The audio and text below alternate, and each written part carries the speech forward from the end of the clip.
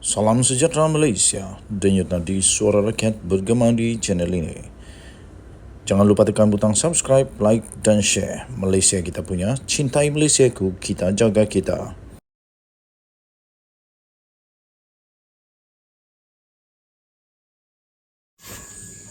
Salam sejahtera Malaysia, denyut nadi suara rakyat bergema di channel ini. Nampaknya ramai orang sekarang ni mimpi di siang hari. Jangan mimpi Anwar akan jatuh pada bulan 8 ini. Kalau dengar ucapan-ucapan PN, pemimpin-pemimpin PN ketika kempen PRN sedang berlangsung sekarang ini, tiada lain yang paling popular yang keluar daripada mulut-mulut mereka ini adalah melainkan mereka menggembar-gemburkan Anwar Ibrahim kononnya akan jatuh pada bulan 8 Ogos ini. Daripada lah Mahyadin Yassin, Azmin Ali lah, Sanusi Madnor lah, dan sejumlah ramai lain lagi.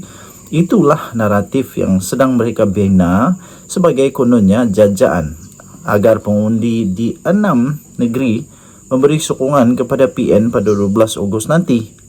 Paling syok bila dengar Mahyadin yang sebelum ini pernah dicop sebagai Perdana Menteri paling gagal dalam sejarah, antara lain kononnya menyebut dalam satu ucapannya, selepas PRN nanti melalui kemenangan yang dicapai oleh PN, maka Anwar akan jatuh kerana terbukti beliau tidak pandai mentadbir negara.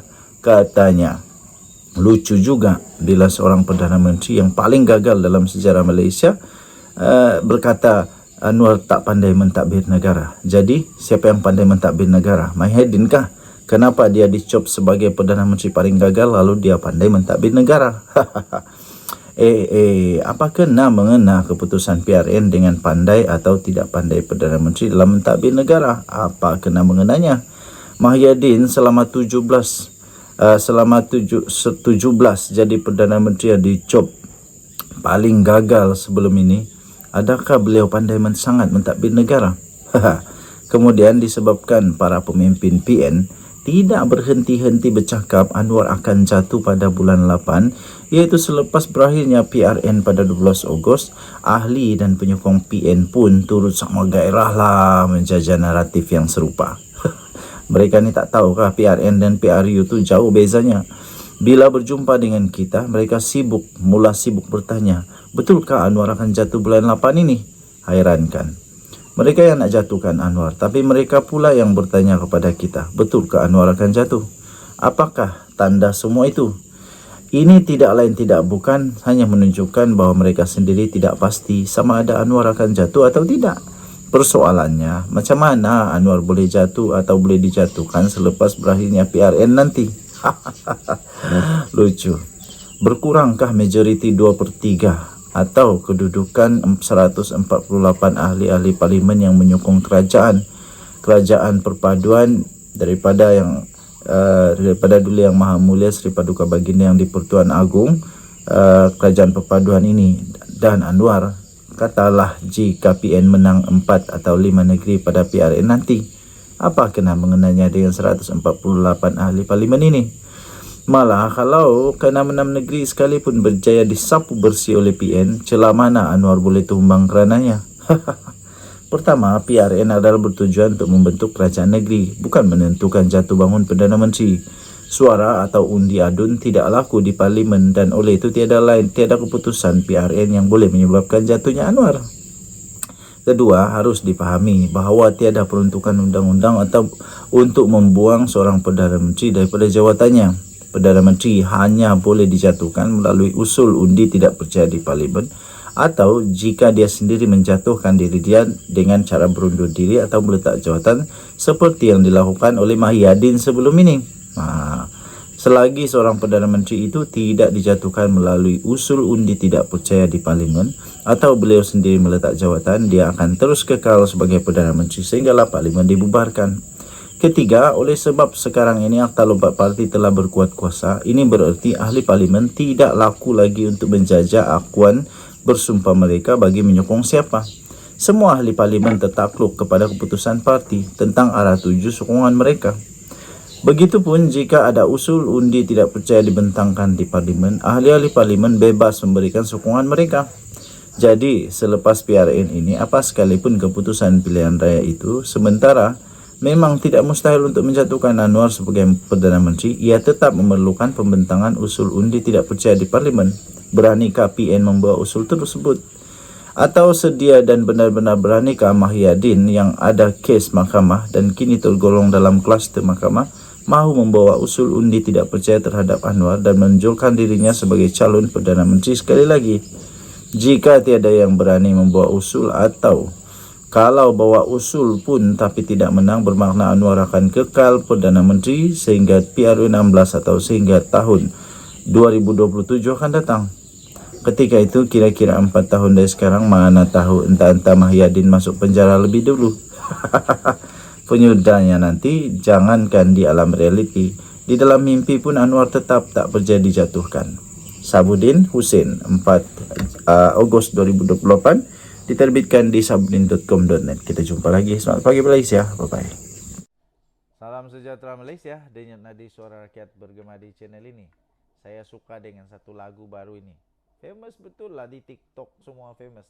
Hoi, hoi ya hoi, hoi ya hoi ya hoi ya hoi. Hoi, hoi ya hoi. Macam pernah dengar lah. Kalau saya tidak silap itu lagu Tan Sri P. Ramlee, Allahyarham Tan Sri P. Ramlee. Kalau betul kata ya betul. Kalau tidak tolong beritahu. Itu lagu siapa? Pertama saya pun heran juga. Kenapa lagu itu tiba-tiba famous? Apa kena mengena dengan parti-parti sekarang ini? Apa kena mengena dengan pilihan raya sekarang ini? Datuk Seri Anwar Ibrahim tampil kata kita kesian pada Perikatan Nasional. Kesian, kesian, kesian. Tapi kita nak tahu kenapa Datuk Seri Anwar Ibrahim kesian kepada Perikatan Nasional. Apa yang kesiannya? Pengerusi Pakatan Harapan PH Datuk Seri Anwar Ibrahim secara berseluruh menyatakan beliau kesian dengan Perikatan Nasional, terutamanya PAS. Kesian mereka. Menurutnya hanya dua pemimpin dalam negara ini yang pernah melabel parti itu sebagai parti ajaran sesat dan parti kafir. Kesian, kesian. Inilah dia. Dua individu itu ialah pengerusi Perikatan Nasional, yaitu pertama Tan Sri Mahyadin Yassin dan bekas Perdana Menteri Tun Dr. Mahathir Mohamad. Namun kini kedua-dua pemimpin itu disanjung PAS. Saya ulang lagi, menurut Anwar, dua pemimpin saja pernah melabel PAS ini parti ajaran sesat dan parti kafir. Nombor 1, Tan Sri Mahyadin Yassin, bekas Perdana Menteri juga. Kedua, bekas Perdana Menteri juga, Mahathir Mohamad. Tapi sekarang kedua-dua ini disanjung tinggi oleh PAS dan mereka pun telah pun menjadi kawan. Jadi kesian. Mungkin ini karena kalau manusia sudah terdesak, dia sanggup buat apa saja. Musuh boleh jadi kawan, kawan boleh jadi musuh. Katanya saya belum pernah dengar pemimpin UMNO kata PAS itu parti ajaran sesat. Siapa yang sebut? Muhyiddin. Satu-satunya pemimpin negara yang pernah kata PAS parti kafir, Mahathir. Mahathir. Itulah yang mereka usung sekarang. Kesian katanya. Kita patut kesian pada mereka. Ya kesian. Apa boleh buat? Sudah tak ada jalan, terdesak, terpaksalah. Beliau berkata demikian ketika berucap pada Jelajah Perpaduan Madani, pelancaran Jentera Perpaduan Negeri Sembilan di Port Dickson pada Khamis. Turut hadir adalah timbalan Perdana Menteri, yaitu Datuk Seri Dr. Ahmad Zahid Hamidi dan pimpinan kerajaan perpaduan yang lain. Tambah beliau, apabila Presiden PAS Tan Sri Abdul Hadi Awang sakit dan ada yang mendoakan beliau meninggal dunia, pantas individu itu diarahkan meminta maaf. Itu cara nilai akhlak Malaysia Madani. Tapi mereka hari-hari maki hamun. Ada ustaz atau guru di depan, mereka masih senyum. Ada jenis agama, apa jenis agama dia ajar ni katanya. Kita dalam agama mesti memuliakan orang. Berbeza warna kulit, budaya itu bukan menghina, tapi untuk kita hargai satu sama lain. Tegasnya. Denyut nadi suara rakyat bergema di channel ini, saya turut kesian dengan Perikatan Nasional, kesian dengan ya kesian lah, terutamanya PAS. Kita jumpa lagi. Salam sejahtera Malaysia. Bye bye.